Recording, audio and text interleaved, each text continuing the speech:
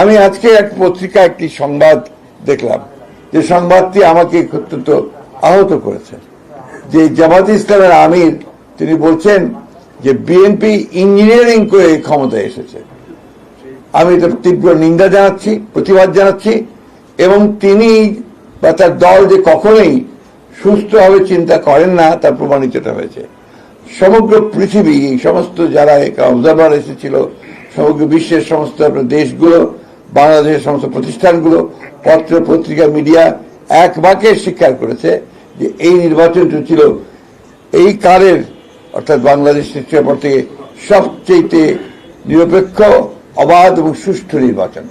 এবং সেই সুষ্ঠু বিচারের মধ্য দিয়ে বিএনপি তার জনপ্রিয়তার মধ্য দিয়ে 213টি আসন লাভ করে সে সরকার গঠন করার সুযোগ পেয়েছে।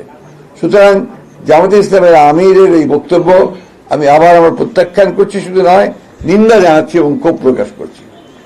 যাই হোক, যে কথা বলছিলাম যে আজকে বিভিন্নভাবে বিএনপির বিভিন্ন কর্মকাণ্ডের উপরে বিভিন্নভাবে আপনার প্রচেষ্টা চালানো হচ্ছে ওই শক্তিটির পক্ষ থেকেই, একটা আবার ধূম্রজাল সৃষ্টি করা, আবার একটা বিভেদ সৃষ্টি করা।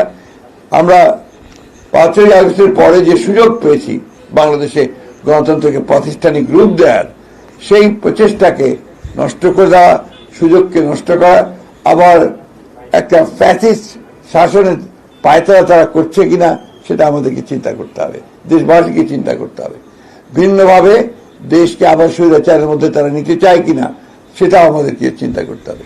এবং তাদের যে অতীত ইতিহাস, সেই ইতিহাস আমরা সবাই খুব ভালো করে জানি। সেই কারণেই সমগ্র জাতি অত্যন্ত সচেতনভাবে তাদেরকে প্রত্যাখ্যান করেছে, এবং আগামীতে যেন পুরোপুরি তাদেরকে নির্মূল করা যায় রাজনৈতিকভাবে, সেইভাবেই আমাদেরকে কাজ করতে হবে।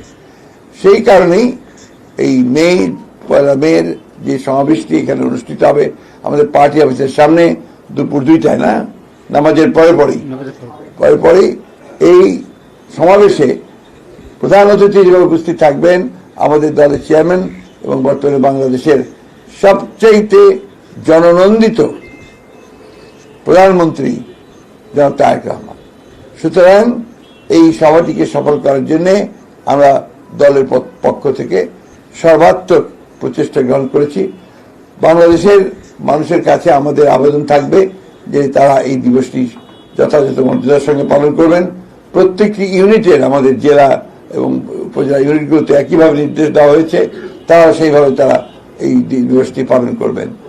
আমরা ঢাকাতে এই দিবসটিকে একটা উৎসবের দিন এবং একই সঙ্গে রাজনৈতিক শপথ গ্রহণ করবার দিন হিসেবে আমরা এটাকে নিতে চাই, যাতে করে আমরা ভবিষ্যতে আমাদের রাজনীতিকে আরো বেগবান করতে পারি।